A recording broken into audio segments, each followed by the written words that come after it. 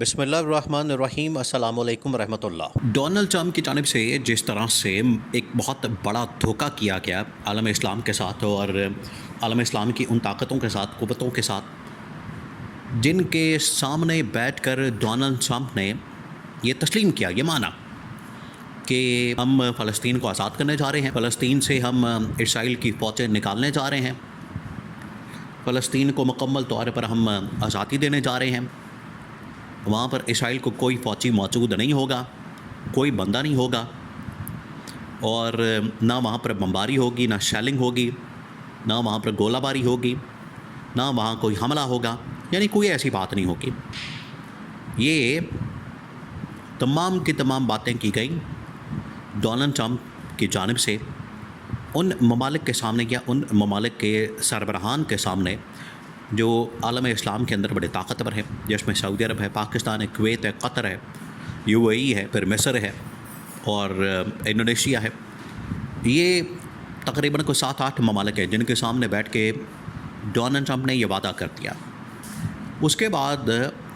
اچانک سے ملاقات ہوتی ہے نتن یاہو کی، اور نتن یاہو کی جو ملاقات ہوتی ہے تو پھر جو معاہدہ سامنے آتا ہے وہ بالکل مختلف ہوتا ہے اس معاہدے سے جو 8 ممالک کے ساتھ کیا جاتا ہے یا ان کو جو کمٹمنٹ دی جاتی ہے۔ اس کے بعد یہ ان کے سامنے جو معاہدہ اور کمٹمنٹ سامنے رکھی جاتی ہے بالکل مختلف ہوتی ہے، دونوں میں زمین آسمان کا فرق ہوتا ہے۔ یہاں پر پھر محمد بن سلمان ایمن کے پاکستان اور باقی ممالک پر بڑا بھرپور طریقے سے احتجاج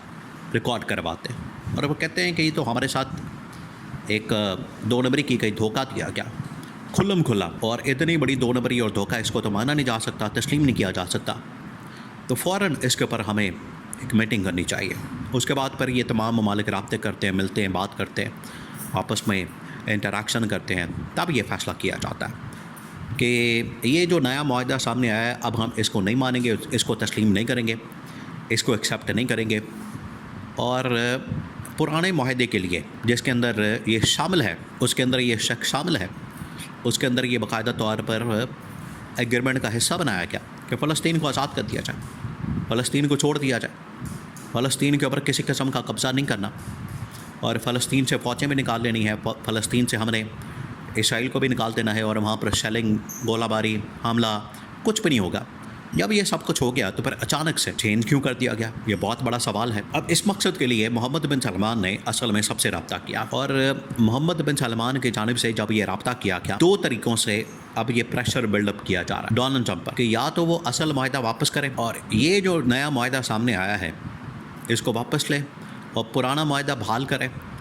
اور اگر یہ کام نہیں ہوتا، یہ پھر بہت بڑی دھمکی دی گئی ہے۔ یہ 8 ممالک جس کو لیڈ کر رہا ہے محمد بن سلمان۔ دیکھیں محمد بن سلمان کا اس وقت بہت بڑا سٹیک لگا ہوا ہے۔ محمد بن سلمان کی انویسٹمنٹ، ان کا پیسہ، ان کی دولت، ان کی جائیدادیں، پراپرٹیاں، ان کا کاروبار، خاص طور پر محمد بن سلمان کا جتنا بھی کاروبار ہے امریکہ کے اندر، یورپین ریاستوں کے اندر موجود ہے، اور ساری یہ جو تیل وغیرہ کی امپورٹ ایکسپورٹ ہوتی ہے وہ زیادہ تر حاصل کرنے والے ممالک یہی ہیں، برطانیہ کے، امریکہ کے۔ تو یہ جو ممالک حاصل کرتے ہیں، ان ممالک کی جانب سے حاصل کیا جاتا ہے، وہ پھر اس کے اوپر محمد بن سلمان کا بہت بڑا رسک ہے۔ اس کے باوجود محمد بن سلمان اس رسک کو لینے کے لیے تیار ہے اور لیڈرشپ کا رول پلے کرنے کے لیے تیار ہے، لیکن محمد بن سلمان کو ایک ایسے، حالانکہ کھل کے بات نہیں کی، مختلف ٹی وی چینلز کی جانب سے، عالمی اخباروں کی جانب سے ان سے موقف لینے کی بات کی گئی، لیکن سورسز سے خبریں چلائی جا رہی، محمد بن سلمان کو کوٹ کیا جا رہا ہے اور ان کی خبر چلائی جاتی ہے، وہاں پر ان کو کوٹ کیا جاتا ہے، ہیڈ لائن لگائی جاتی ہے، یعنی اس طرح سے تو ہو رہا ہے۔ اور اس کے علاوہ کوئی بھی عالم اسلام سے اور کوئی ملک یا اس کا سربراہ، اگر آپ پاکستان کی اگزامپل لیں، پاکستان کی مثال لیں، تو یہاں پر جو اسٹیبلشمنٹ ہے وہ تو ٹھیک ہے، بڑی طاقتور ہے، لیکن وہ بات نہیں کر سکتے، اس کے اوپر اظہار خیال نہیں کر سکتے، اس کے اوپر رائے نہیں دے سکتے۔ اور جہاں تک بات ہے پاکستان کی جو سول اس وقت گورنمنٹ ہے، گورنمنٹ کے اوپر بیٹھا ہوا جعلی وزیر اعظم فارم 47 کا چوری کے مینڈیٹ کے ساتھ، اس کے اندر اتنی ہمت نہیں، نہ ویژن ہے، نہ سوچ ہے، نہ اس کے اندر اتنی قابلیت ہے، نہ صلاحیت ہے کہ وہ عالمی سطح کے اوپر اس معاملے کو پریزنٹ کر سکے، عالمی سطح کے اوپر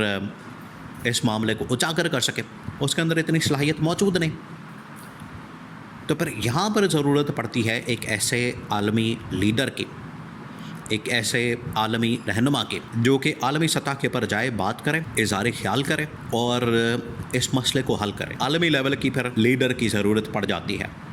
جو کہ اس پورے مسئلے کو حل کرے. اب ہوا کیا, اب آپ نے اس کو سمجھنا. دیکھیں, یہ جو اس وقت ٹرمپ نے معاہدہ کیا اور فلسطین کے متعلق, اسرائیل کے متعلق جو انہوں نے کمٹمنٹ کی, وہ کمٹمنٹ کو توڑا کیا. تو اس کی وجہ سے یہ عالم اسلام کے جتنے ممالک ہیں یہ آپس میں رابطہ کر رہے ہیں, ملاقاتیں کر رہے ہیں, انٹریکشن کر رہے ہیں,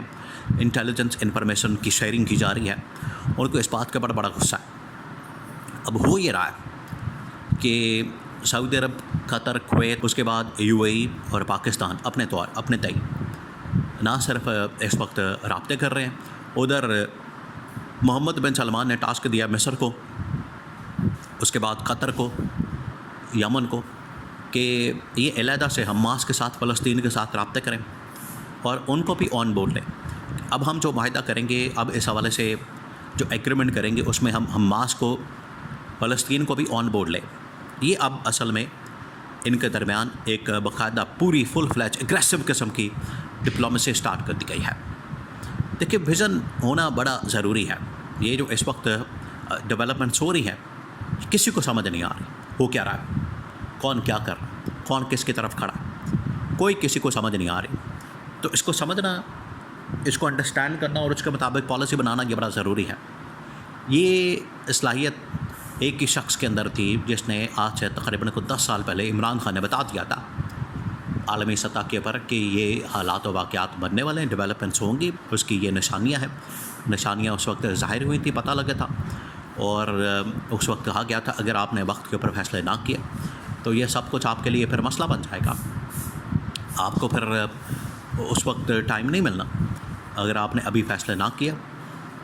تو جب وقت آئے گا تو اب بڑے مشکل حالات بن جائیں گے, سرکمسٹانسز بہت زیادہ ٹف ہو جائیں گے. تو یہ عمران خان نے ان کو بتا دیا تھا. آج وہ وقت آ گیا ہے. محمد بن سلمان کی جانب سے اب زور دیا گیا ہے کہ عمران خان کو لایا جائے, مشورہ کیا جائے, باہر لایا جائے, آزاد کیا جائے, رہا کیا جائے, اور